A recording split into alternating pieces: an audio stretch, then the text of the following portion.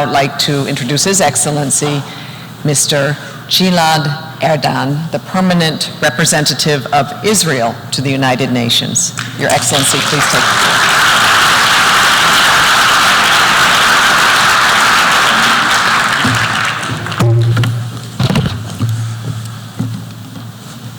Secretary General, President of the General Assembly, distinguished delegates, survivors and their descendants, scholars and honored guests, thank you for joining us today.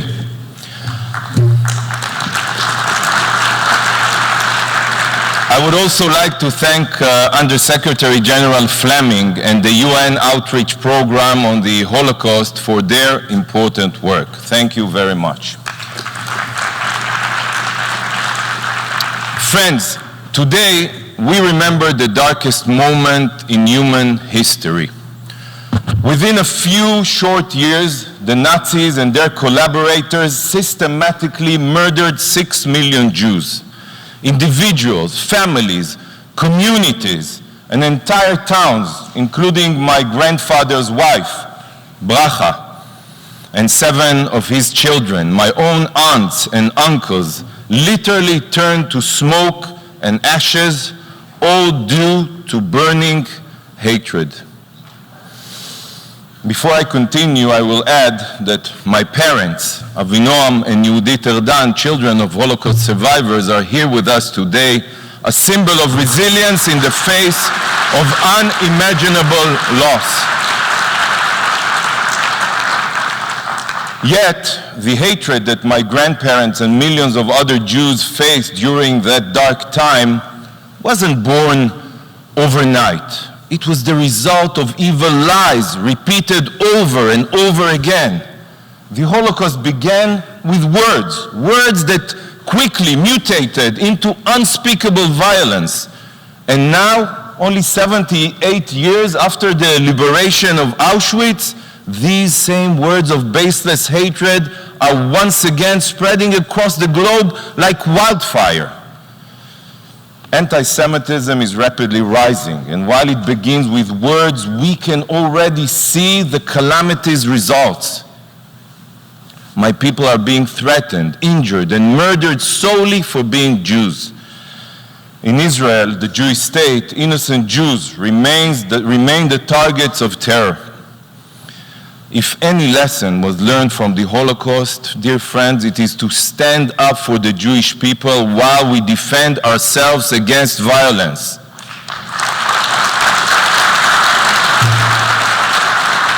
This is the true embodiment of never again. And friends, this ceremony's theme today is home and belonging. Home and belonging. Today, thank God, unlike during the horrors of the Holocaust, there is a Jewish state, a place for every Jew to call home.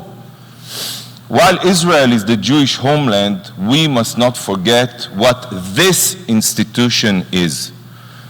It is also a home of memories. The UN was founded upon the ashes of the Holocaust. It was established to ensure that such darkness never befall humanity again.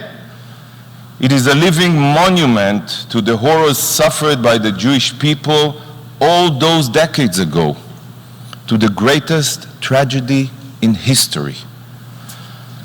And as such, it is the UN's responsibility to lead the world in combating hatred. Yet today, when it comes to fighting anti-Semitism, sadly, the UN ignores its purpose. Educational programs are very, very important. Learning about history is crucial. But at a time when anti-Semitism is on the rise and Holocaust denial is spreading, I'm sorry, words are not enough. Verbal commitments are not enough. In the past year, what has the UN done to combat bigotry? There is a politicized, we all know it, an institutionalized bias among member states here at the UN. This bias is the source of the disproportionate number of anti-Israeli resolutions. And it is also the force behind inherent distortions, such as the Human Rights Council's anti-Semitic Agenda Item 7, mandating Israel bashing at every council session. So singling out the one and only Jewish state, yes, it is anti-Semitism. And on Holocaust Remembrance Day, it is our duty to call out this heinous double standard. But friends,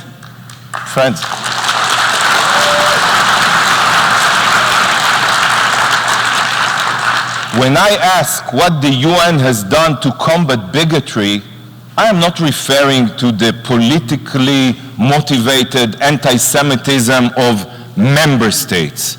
I am referring to the Jew hatred among UN employees, professionals, bodies, and agencies. What has the UN done to combat this bigotry? Despicable actions take place here that no amount of Holocaust outreach can atone for. Milon Kutari, a member of a formal UN commission, openly espoused a classic anti-Semitic canard, a libel reminiscent of the Nazi propagandist Goebbels.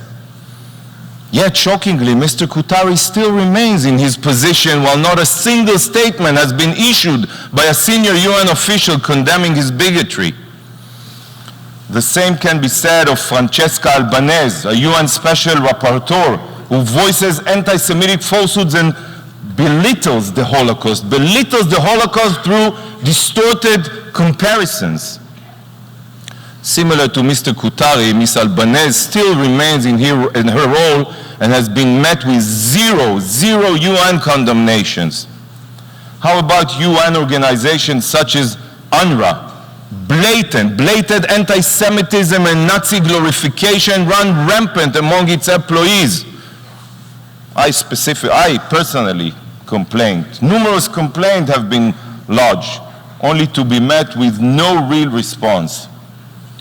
When it comes to anything that occurs in Israel, this institution is very vocal and quick to respond and condemn. But when it comes to Jew hatred, the silence is deafening.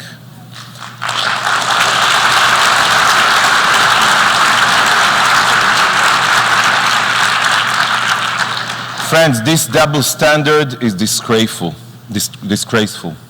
UN agencies such as OCHA and others use distorted methodologies to count Israeli victims and casualties of terror, minimizing their number. Over 1,000 entities around the globe have already adopted the IHRA working definition of anti-Semitism. Nevertheless, this institution, which should have been the very first body to adopt the definition, preferred to stand on the sidelines.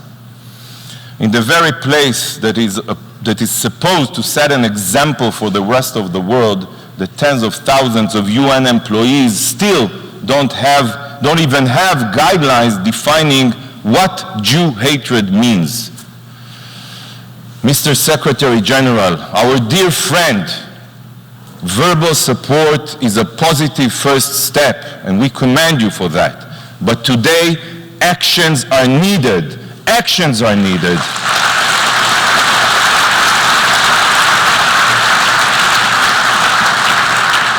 Dear friends, today we commemorate the darkest stain in human history. We speak of never again. We give speeches of commitment, but as long as these words are not backed up by actions, they remain empty. We all know that the libels of anti-Semitism are always followed by horrific actions. So I ask that our words today, I beg you, that our words today also be followed by actions.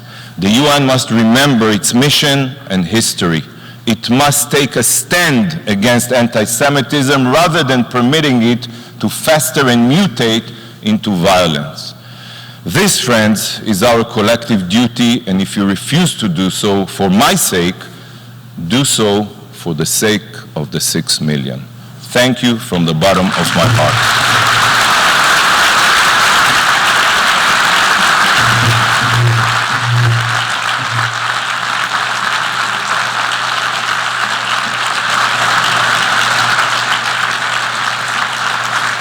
Thank you, Ambassador Erdan.